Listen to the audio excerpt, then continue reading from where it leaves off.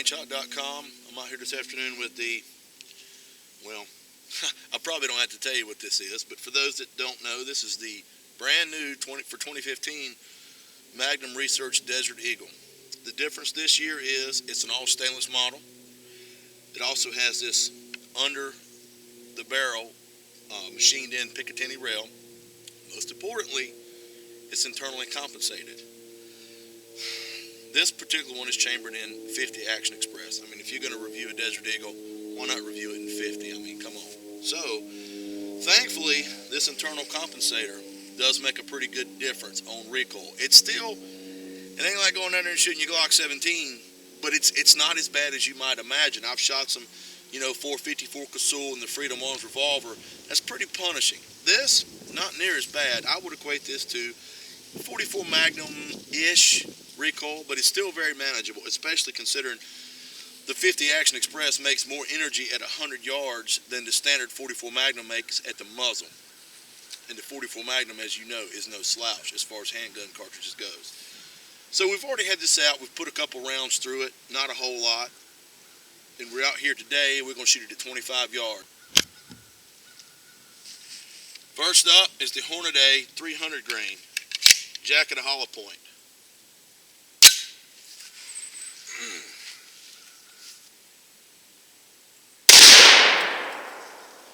Jesus.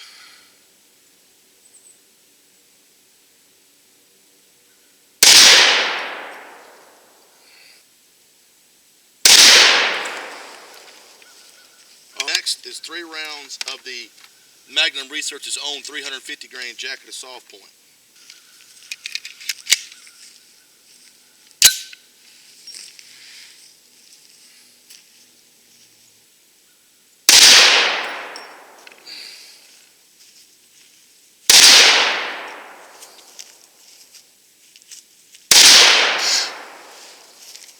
All right, so for those that aren't familiar with this platform, let me get my hearing protection out, let my heart rate calm down a little bit.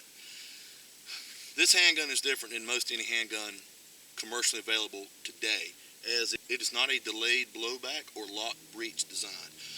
This gun actually works similar to an AR-15. It's a gas system. It has a gas port here below the barrel, close to the muzzle, little gas piston. Runs a slide back. I'll get some close-up shots. This is a bolt, very similar to an AR-15 bolt. It's got 3 locking lugs that actually locks into the barrel. The reason they designed this pistol like that is to allow to shoot a very, very powerful cartridge out of an autoloader. Generally, something making this kind of energy would be reserved for a revolver. But when Magnum Research originally designed this pistol, they designed it to be able to chamber and handle a very powerful handgun cartridge. This particular one is made by Magnum Research now in America. Originally, these were made in Israel by Magnum Research. Car Arms acquired Magnum Research. Okay, we've had this thing out. This is the second time out. We're right around 50 rounds, just shy of 50 rounds through the gun so far. Starting to form a couple opinions about what I think. I love it. It's great. It shoots good. Thank God for the Hogue overmolded wraparound rubber stocks. They do help.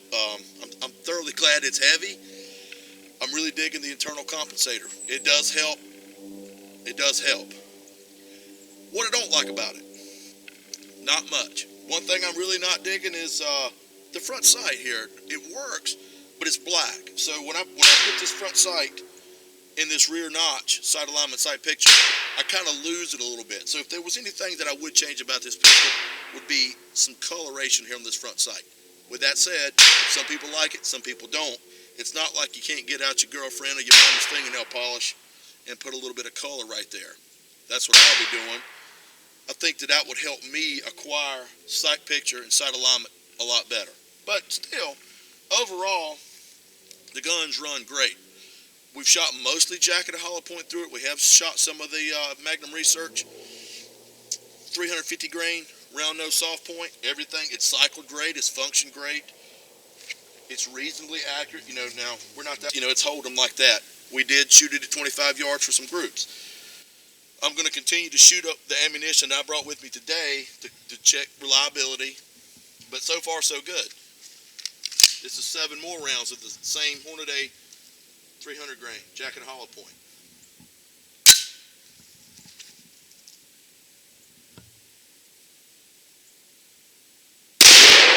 All right, so the day is wrapping up with the Desert Eagle. As you can see,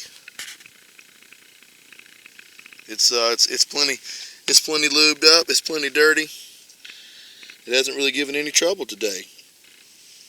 I did mention the one thing I did not like about it was the front sight being all black. But let's talk about what I do like about it.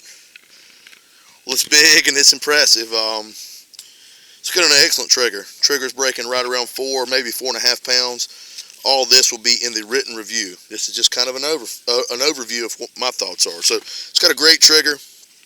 It's damn accurate. The groups didn't seem to change much. Anywhere from 10 feet to 25 yards, it was very consistent.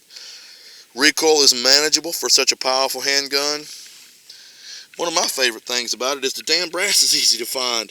If you own and plan to shoot one of these a whole lot, I would either A, invest in the reloading equipment or buy stock in Magnum Research. Because the ammunition is expensive. You're looking anywhere from $1.50 to $2 a round.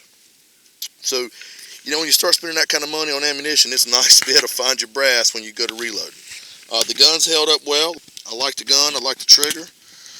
I love the cartridge. So anyway, that's kind of the video overview of where we're at with it. And you can read the rest of my thoughts in the actual written article. Get some close-ups here. And this, you see the integral compensator.